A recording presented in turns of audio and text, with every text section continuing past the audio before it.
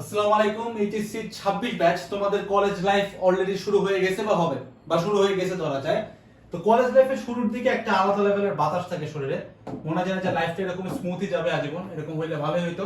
But কিছুদিনের মধ্যেই তোমার ট্রমা, ডিপ্রেশন হার্ট করবে, হিট করবে, যখন তুমি বুঝবা যে সময় বা ঘড়ি তোমার থেকে আগে দৌড়াচ্ছে, কলেজের কোনো কিছু তুমি ট্র্যাক করতে পারতেছো না, একই সাথে তুমি অসুস্থ হয়ে যেতেছো এবং বাদ বাকি সবকিছু মেসড আপ হয়ে যাচ্ছে। এটা একটা ভবিষ্যৎবাণী, বাট এটা অ্যাকচুয়ালি ভবিষ্যৎবাণী না, এটা প্রতি বছর আমরা দেখছি, আমাদের নিজের ক্ষেত্রেও ঘটছে। এটা এক্সপেরিয়েন্স তুমি বলতে পারো, ঠিক আছে? তো এক্সপেরিয়েন্স থেকে আমি তোমাকে আজকে কিছু জিনিস গাইডলাইন দিব, কিছু না সবাই পাবা যে 1 2 3 4 5 6 6টা গাইডলাইন দিব, যে 6টা টিপস তুমি যদি ফলো করো তোমার কলেজ লাইফ কখনই একদম পুরো হেক্টিক হবে না, there will be a very smooth life. তো চলো শুরু করি প্রথমটা থেকে, দ্যাট ইজ কনসিস্টেন্সি।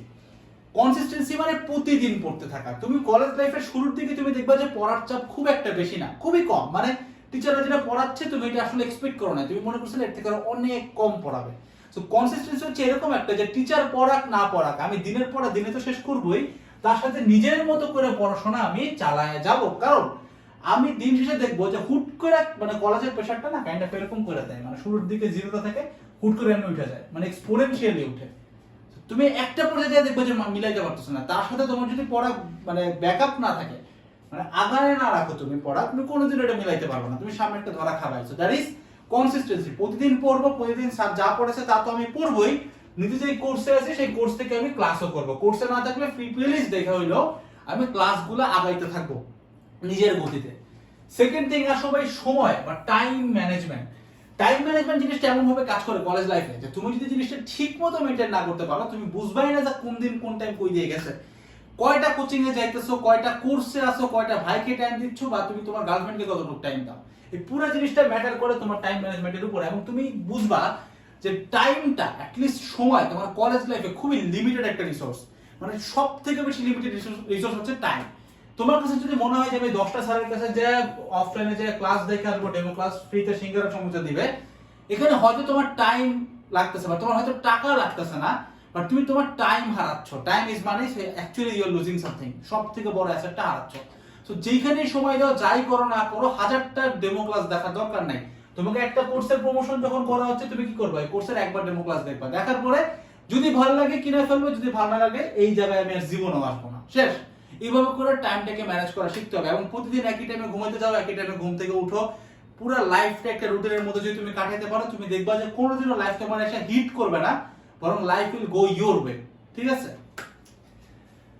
একটা বলে না যে life comes at you versus life comes to you, ঠিক আছে? দুটো কিন্তু পার্থক্য আছে। এট মানে অ্যাটাক করতে আসে, আর টু ইউ মানে তোমার কাছে লাইফটা অনেক মানে লাইক এনজয়িং লাগে। সো দ্যাটস দ্য ডিফারেন্স, ঠিক আছে? সময়টা ম্যানেজ করতে পারা।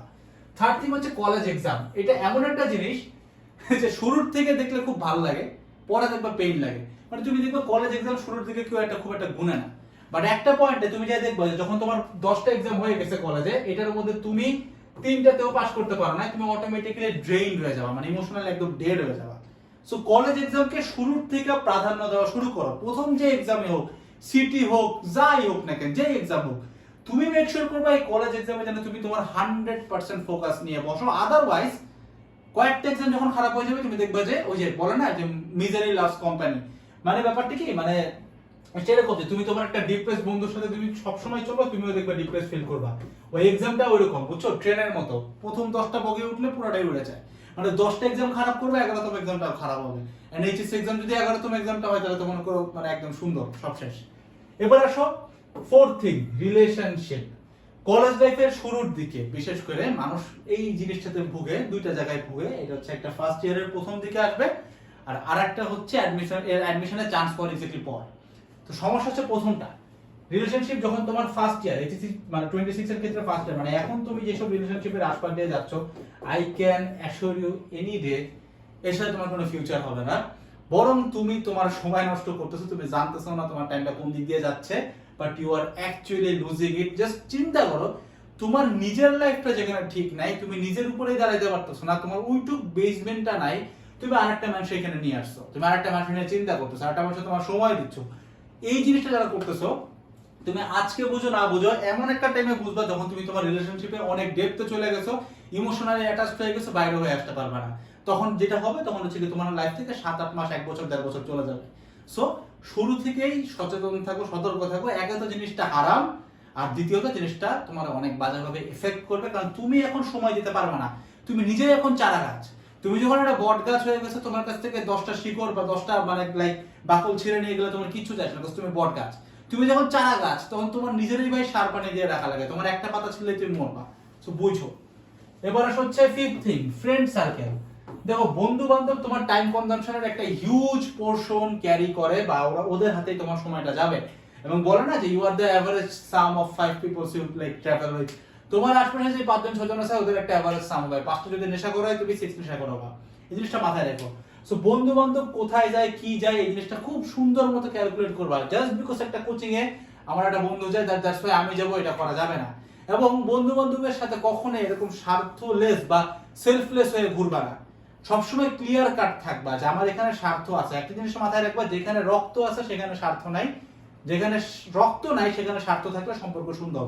আমার লাইফে যতগুলো বন্ধু বান্ধব আমি আমার লাইফে এই পর্যন্ত টিকাইতে পারছে বা অ্যাকচুয়ালি কাজ করছে, এটা সবার সাথে আমার খুব ক্লিয়ার কাট ওপেন মানে লাইক স্বার্থ ছিল, এবং এটা তারাও জানতো এবং তারাও জানে ওরা আমার কাছে কেন আছে। এই যে নিডটা, এই নিডটা এতটা পাওয়ারফুল যে বিশ্বাস করো, তোমার হয়তো 50টা ফ্রেন্ড থাকতে পারে, বিপদে পড়লে একটাও আসবে না। আমার হয়তো স্বার্থান্বেষী ফ্রেন্ড আছে 2টা, বিপদে পড়লে আসবে, কারণ ওরা জানে আমার কাছে স্বার্থ আছে। এবং আমি মেক শিওর করবো আমার কাছে যেন এই স্বার্থটা আজীবন থাকে। That's another war of a man. ওইটা ডিফারেন্ট যে তুমি কিভাবে নিজেকে ভ্যালুয়েবল রাখতে পারবে। এখন তুমি যদি নিজেই ভ্যালুলেস হয়ে যাও, দেন তোমার বন্ধু বান্ধব কি? তোমার এই স্বার্থলেস যে বন্ধু, ও তোমার কাছে থাকবে না। ঠিক আছে? সো বিপদের সময় তুমি যারা এরকম গল্প শুনো যে আমার এক বন্ধু আমরা কখনোই ছাড়া জানি, ও বেসিক্যালি তোমার কাছে একটা বিড়ি খাইতে, তুমি ডিপ্রেস তো, তোমার কাছে দাঁড়াইলে 2টা বিড়ি খাওয়া যাবে ফ্রিতে, আর কিছুই না। ঠিক আছে? বাট কোনো কাজের জন্য আসেনি। এটা হচ্ছে ফ্রেন্ড সার্কেলের কনসেপ্টটা একটু ভালো মতো ক্লিয়ার করো, যে লাইফে এমন ভাবে চিন্তা করো যে বাপ মা ভাই বোন আপন মানে লাইক যারা আছে আপন তোমার সাথে ব্লাড, এরা বাদে যত বাইরের বন্ধু বান্ধব উদাই, এগুলো সব হচ্ছে স্বার্থপর, এবং স্বার্থ দিয়েই ট্রিট করবা। ওর সাথে স্বার্থহীন ভাবে দাঁড়ানোর কোনো দরকার নাই। ঠিক আছে? এবং তুমি দেখবে ভাই, স্বার্থপর ভাবে ট্রিট করা বন্ধুগুলাই খুব ভালো থাকে। দিন শেষে এরাই থাকে, দিন শেষে এরা সবসময় টিকে, কারণ এরা সবসময় নিজেকে প্রুভ করতে চায়। That's another part of game. Last thing আর সময় হেলথ। এই জিনিসটা তুমি বুঝবা না। তুমি তো এখন কেজিসি লাইফ কভার আপ দিলা মাত্র, তোমার কাছে এখন শুরুর দিকে মনে হইতেছে যে ভাই হেলথ আবার একটা কি ব্যাপার, আমি তো সারা জীবন সুস্থ থাকবো। মজার কথা হচ্ছে, যারা ঢাকার বাইরে থেকে ঢাকায় আসছো, তোমরা তো এই জিনিসটা বুঝবাই যে ঢাকার বাইরে যে বাতাস আর ঢাকার ভিতরে যে বাতাস, মানে মনে হয় যে ঢাকার বাতাসটা টক্সিকেটেড, একটা কেমিক্যাল একটা গন্ধ আছে। এটা কিন্তু ঢাকার বাইরে নেই, তবে বাতাসেই তুমি অসুস্থ হয়ে যাবা। তারপরে যদি তুমি ওই যে আবার একটু মানে ফুচকা এগুলা খাইতে থাকো হাফ রেডিসের মতো, তাহলে তুমি নাই। তো জিনিসটা মাথায় রেখো যে খাবার দাবার যাই খাও না কেন, তোমার ফার্স্ট প্রায়োরিটি হওয়া উচিত হেলথ। ঘুমাইতেছো কিনা ঠিক টাইমে, কারণ এখন ফিল করবে না, আমি বারবার বলতেছি এখন ফিল করবে না। কলেজের প্রেশারটা একটু বাড়লে তুমি দেখবা যে হেলথটাও নাই হয়ে গেছে, এবং এতগুলো ইস্যু তুমি যখন সলভ করবা, তার মধ্যে যদি তোমার জ্বর থাকে শরীরে, কিছুই করতে পারবা না।